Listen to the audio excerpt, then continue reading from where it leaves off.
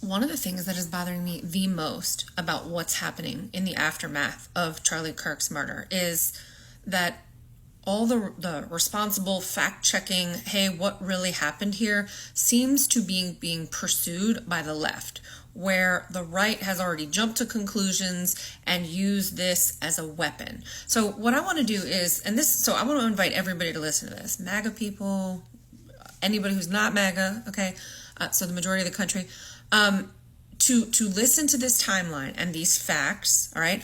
I'm not painting a picture. It's not even a working theory. This is, as I'm working towards a working theory, I'm simply accumulating information. So I'm going to lay it out for you, okay? There was polling done in early 2025 that basically said that the younger conservatives in this country, right, were starting to turn away from supporting Israel, from U.S. support of Israel. All right, why does that matter? Because that's Charlie Kirk's demographic. That's who he was talking to. That's whose ear he had. So it will come as no surprise if you followed Charlie Kirk for any period of time. He was very pro-Israel for a very long time. And then somewhere towards maybe a couple of months ago, you started to see that sort of shift, right? It's principally, he went on Tucker Carlson's show, I want to say it was like 21 July, right? And of course, Tucker Carlson is not a fan of the pro-Israel nonsense, okay? So, and Charlie Kirk was in agreement with him about many of his talking points, all right? So this would send up a red flag that, like, hey, this very influential influencer, the person who controls more of the youth conservative vote in America than pretty much anybody else as an influencer, is potentially going to turn away from Israel. So this would be a good time to reference back to, there was an article that came out, I think, on 12 September in a paper called The Gray Zone. And this is one of Kirk's friends that basically comes out and says, yeah, Netanyahu had offered this. Now, Netanyahu has denied this, but that Netanyahu had offered a huge financial infusion to TPUSA, and Charlie Kirk said no thanks. He didn't want the money because he felt like it was Israel attempting to basically coerce him to continue to be a pro-Israel mouthpiece. Now, in the 2 weeks before Charlie Kirk's death, and Netanyahu did confirm this, he offered Charlie Kirk a trip to come to Israel. And Charlie Kirk said, no thanks, I don't want to go. And again, and this is supposedly, because it's printed in a lot of places, but that Charlie Kirk had confided to friends near him that he feared retribution from these Israeli sources if he sort of began to turn away from them, okay? And again, I want to say, I'm not pointing fingers. I'm just laying out facts. You guys connect the dots for yourself. In the time between when Charlie Kirk did the Tucker Carlson show and when he was killed on September 10th, he didn't do any outdoor public speaking events, okay? He did one event where he was speaking in like the UK at some Oxford event, indoors. He also did another event where he was speaking to like pastors and whatnot, again, indoors. All right, so this event where he was speaking when he was shot and murdered, all right, was on September 10th. It was the first open air event that he had done. Why do I say that? Well, because for me that matters, because if let's just say that you're the person who's saying like, oh, this guy's no longer going to advocate for us, right?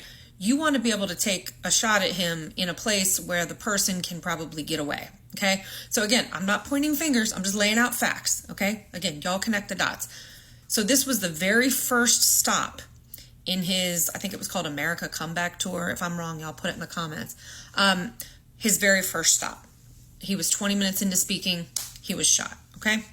Then 48 hours after losing her husband, Erica Kirk comes into public in her full, hair, makeup, right? Wearing all white, and gives that speech. If you haven't seen it, gosh, you're lucky, because I wish I could unsee it. But anyway, so she gives this speech, which a lot of people feel was more like a performance. And as the facts accumulate, I'm sort of leaning that way myself. I know I certainly would have been able to give that speech 48 hours later. But anyway, so she gives this speech, and instead of unifying, she uses it an opportunity to rally the base and point fingers at the left, even though it looked very good for the fact that the person who had already been arrested and was in custody came from a MAGA family in Utah. And I'm sure since none of you live under a rock, you all know that the entire Trump regime has basically, they've all just been, they've been out here just absolutely stirring the pot, right? From J.D.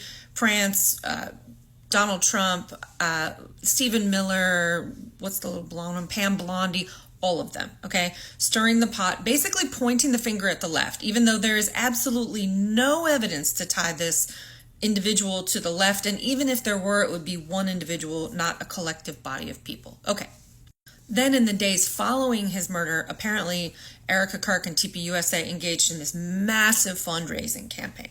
Okay. Which that kind of made my like hinky meter go off. Like, I don't know about you, but if my husband had just been unalive, first off, I wouldn't be talking to the press, nor doing, mic'd up moments where I'm sharing my final moments with him. And I sure as hell wouldn't be fundraising. But anyway, then just a few days later, 8 days later, okay, she is appointed CEO of Turning Point USA, which is an organization that is completely patriarchal in nature, all right? So that's very strange. And she was universally, apparently, appointed that. All right. Now, why does that matter? Well, Erica Kirk is currently in the process of finishing her doctorate degree at Liberty University, which is a very, very evangelical, pro-Israel university, okay? Again, I'm not pointing fingers, guys. I'm just laying out facts. If it looks a certain way, then it looks a certain way.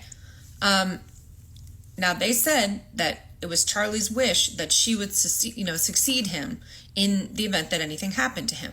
So if Charlie's maybe going to go by the wayside, and then we go, okay, well, if we remove Charlie, if that was the problem, if we remove him, and then we have, Erica Kirk, who can, I don't want to say like play the role because I don't want to be disrespectful, because I don't really know. None of us really know. We're all just looking, okay? But let's say she's in the bereaved, grieving wife category. That's going to pull on your emotional heartstrings. Come on. I mean, I don't care who you are. It does. Unless you're just a monster or something. And of course, that is going to make TPUSA grow. Why does that matter? Because TPUSA is a huge, they really have their, finger on the pulse of the young vote, the Republican vote, okay? Now, of course, Erica Kirk getting her doctorate degree in biblical studies means that she's going to be super pro-Israel, right? No questions asked. You add that to the fuel of the grieving widow, and guess what you get? You get a huge surge in TPUSA growth, okay? Which is exactly what happened. So before Charlie's death, they had a recorded, I think, like 3,500 between high school and college. And then now, since his shooting, okay, well, I don't want to say shooting, it wasn't a shooting, since his murder, okay? Apparently, they've had 56,000 new chapter applicants and inquiries. Now, that doesn't mean that they're all set up yet, because, it takes weeks or months, to set it all up and all the rest. But my point is, look, and you heard what she said, this is my battle cry. You have no idea what you've done, what you've unleashed, blah, blah, blah. Okay, whatever.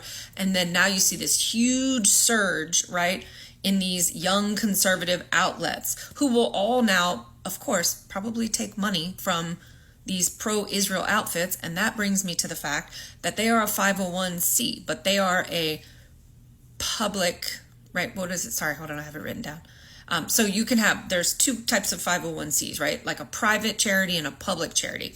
But because they're a public charity, they don't have to disclose their donors publicly. They don't have to. They have to disclose the amount, but not the individual donors. So they can take money from anybody that they want.